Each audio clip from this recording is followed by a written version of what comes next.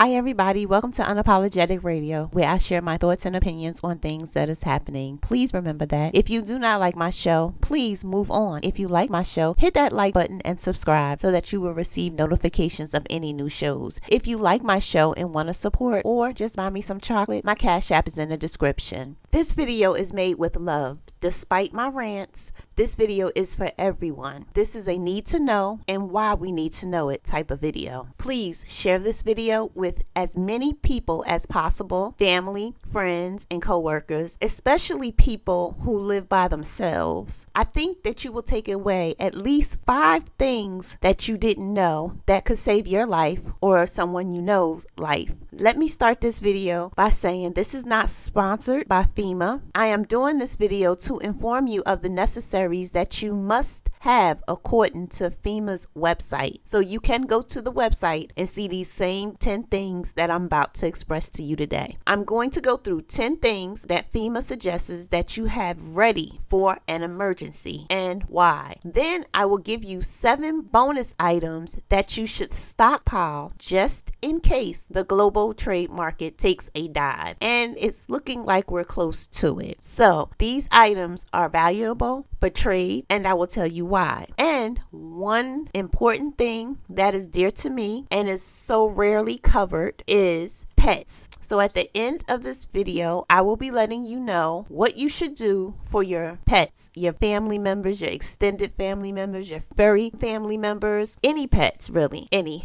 But I do love me a dog. But any pets, we leave no one behind. And pets are our humans, but just in an animal form. If you haven't already, get your pen and paper. Natural disasters and pandemics, no longer what ifs. It's more like when will it hit? So FEMA suggests that you have 10 things readily available to you if such things should happen, which we have gotten a lot of natural disasters and we've had a big pandemic. Allegedly, there's supposed to be another pandemic coming around. So let's just make sure we have these things, and I'm gonna go, like I said, through them and tell you why you should have these things. Number 1, water. It is recommended to have at least 1 gallon of water per day per person for at least 3 days. So if you are a family of 3, it's 9 gallons. If you're a family of 5, it's 15 gallons, and so on. You get the picture. It should be used for cooking, drinking, washing your face, and cleaning any wounds. Best way to store it is in a container or jugs. Keep it in a cool, dark place away from places that heat up like sheds, no chemicals, or direct sunlight. Rotate your storage of water every 6 months to a year. If you are caught off guard and you don't have a water supply, quickly fill up your bathtub and then focus on storing it when the time is right. You don't want to leave it in the bathtub. You do want to still store it. Number 2, non-perishable foods. 3 days worth of perishable canned goods per person. Things like beans, soup, can of chicken, or tuna. Most of these items have a shelf life of 5 years. You can also MRE, meals ready to eat, meals used by the military, light, and they have a lifespan of 5 years as well. Or you can freeze dry meals and they last up to 25 years. A radio. You want a battery powered or solar radio. That's just in case the lines go down and there is no power. You have battery operated, you just put the batteries in, or you stick it outside in the sun, and that's something that we're going to have regardless of what happens. The sun will still rotate. Staying informed makes the difference between life and death. An example, when Hurricane Sandy hit New York City, those people went hungry for days. And the crazy thing was that they had tents set up right next to them a couple of blocks down in walking distance, and they knew nothing about it because no one had communication. So don't just rely on a cell phone. Actually, don't rely on the cell phone at all. You want to get a radio. You want it to be battery operated or solar operated. I'm going to lean more towards solar. Now, we just not going to buy a radio. This radio should have features. It should have a hand crank, a solar panel, and USB. That is for the basics of where we're at right now. Look for one with the best features for you, like built-in flashlight, emergency siren, or outlet for plugging things up. They have all different kinds. designs, guys. So just really look for the one that suits you. Number 4, first aid kit. It should not just include band-aids, but something to take care of cuts, burns, infections, sprains until you can get help. Stock medicines in it as well. Cold and flu, put those in it too. Number 5, a whistle. If you are in a structure accident, a whistle can help someone hear you. You can blow that whistle. They listen for things like that. In 9/11, some people were able to whistle themselves, and that's how they were found. A whistle. Get a few of them. If the disaster hits or whatever's going on, make sure everyone has a whistle around their neck. Number 6, an N95 mask. I know you remember these masks from COVID. They're not the most fitting or the most glamorous. I know we got away from that with our designs and things, but the N95s are the best to help protect you from anything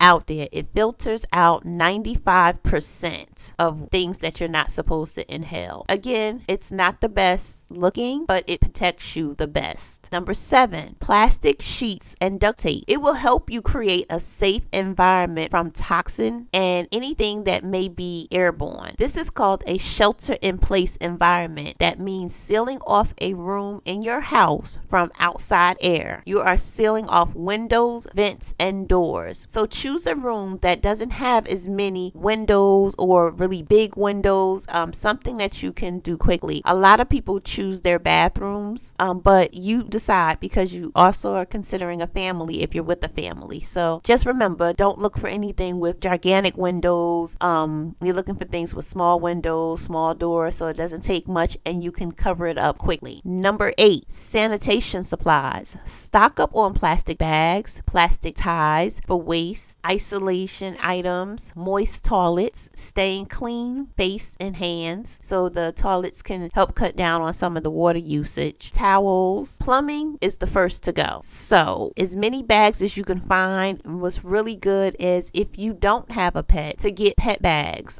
They're really good for containing waste and containing the smell. That's what they built for. They don't cost a lot of money. Have a few of those around the house, because once you go to the bathroom in them, you're going to want to tie them up tightly. And we all know that, well, we all don't know. We know that if you use the dog ones, you don't smell them as bad. So, and as fast. So, that's a good idea for your plastic bags if you want to cut back. Number 9, you want a wrench and pliers and a hammer. This is for turning off gas lines, water lines. Sometimes these things can start a backup or even an explosion. So you don't want to leave that stuff on. You want to be able to turn that off. Number 10, can opener. You stock up on cans, so you're going to need a way to open it. This is very important because you need a way to open it. It's no use having a can, trying to bust the can open, and then you have most of your food on whatever you bust the can open on. So you want to have a can opener, and make sure that you store that can opener where you store your cans. Make it make sense. Do not put the can opener in the drawer and say if something happens it's there, because if you have to leave and be in a hurry or you don't have access to, you want to be able to eat when you need to eat, because that's very important. Number 11 is my personal, and that's a bonus. I say a knife. It's very important for you also to have a knife available for a number of reasons. I'm surprised that didn't make it to FEMA's list, but a knife. I believe that you should have that for cutting things, for defending yourself if things be a whirlwind and you're now having elements around you that you don't normally live around, cutting stuff down. So I would say, and this is just my personal opinion, number 11 for me would also be having a knife available to me just in case I need, just in case. So I think that should be part of it as well. You can find knives that are slow to rust, just in case it's a flood or things like that. There are different types out there. So again, select the best things that are for you. But these are the top, I'm going to say 11 things that you should have should something happen. Hit that like button and subscribe if you would like to support or buy me some chocolate. My Cash App is in the description. Here's a list of things that you should stockpile up on and why should the global trade close completely. Number 1, cocoa. Cocoa only grown in tropical areas. Cocoa will disappear in North America when the global trade collapses. gifts. This will make it a luxury item with the same value as gold. Number 2, instant coffee. Instant coffee is freeze-dried coffee. Unlike regular coffee that goes bad and has an expiration date on it, with the way the government works us Americans, we go to work on Monday and die on Tuesday. Coffee is a lot of people's fuel. They need that to get up.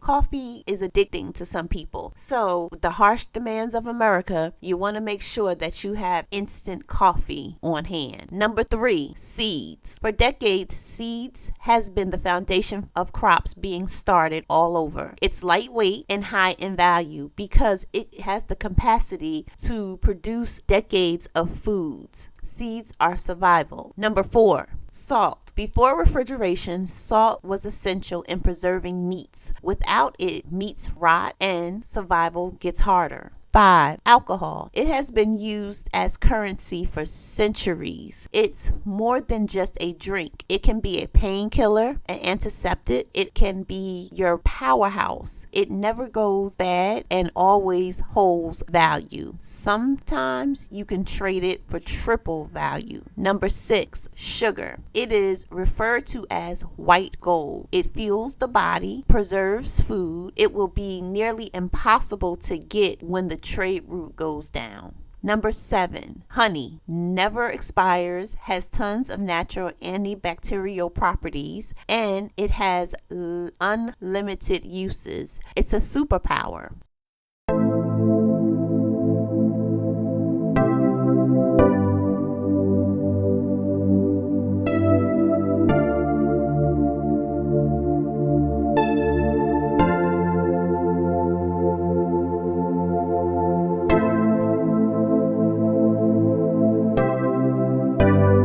Okay, now let's go over some things that you need to have ready for your pets and what you should do and where they should be at. You need a pet emergency kit available and ready. Just like you need an emergency kit, your pet needs one too. Make sure to pack food and water for at least 3 days, medications, along with copies of their medical records, leashes, harnesses, and or carriers to transport pets safely. First aid kits for pets. I'm going to help you out.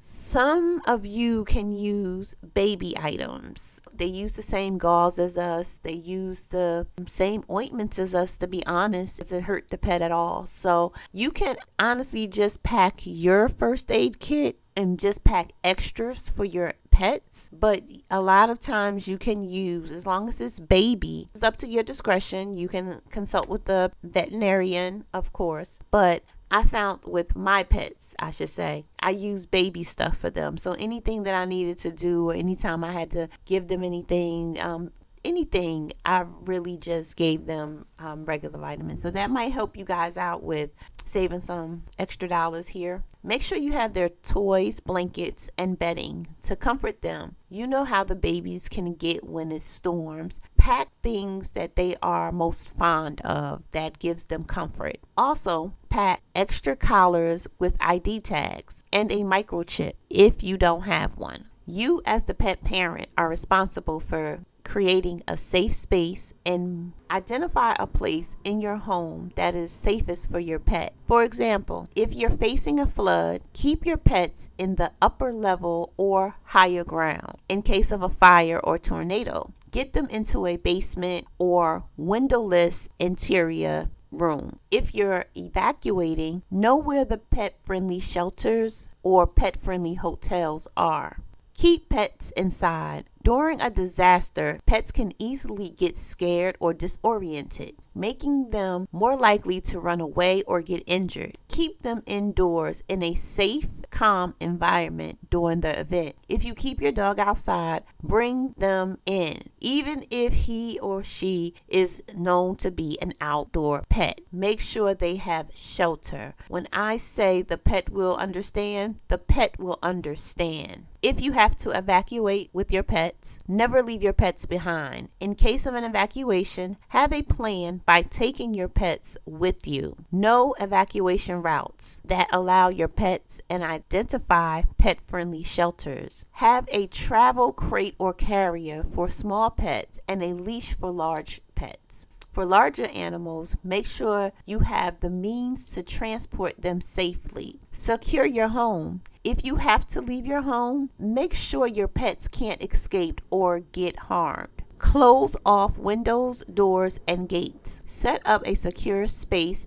indoors where they're less likely to get injured. Practice pet emergency drills. Get your pet accustomed to being in a crate or carrier even if they have never been crated before. Practice getting them into the car or shelter in the case of an emergency so they won't panic in a real situation. Update identification. Make sure your pets have up-to-date ID tags with your contact information. A microchip is also an excellent backup if they get lost. Keep them calm. During stressful situations, pets can get anxious or fearful. Keep noise levels down as much as possible. Turn off the radio or TV during a storm. Use calming product like sprays or calming collars if needed. After the disaster, check for hazards. Once the disaster is over, check your home for hazards like broken glass, sharp objects, or downed power lines that could hurt your pet. Make sure they're safe before letting them roam freely.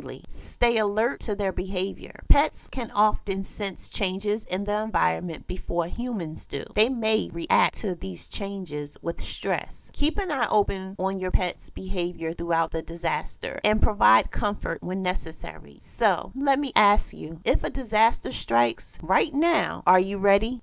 Well, thank you guys for watching and subscribing. I hope you found this information helpful. Know that this is a timeless video. If you would like to support the channel or buy me some chocolate, my Cash App is in the description below. If you haven't already, please hit that like button, subscribe, and share this video. Tell all your family, friends, and coworkers all about Unapologetic Radio. Until next time, please be blessed.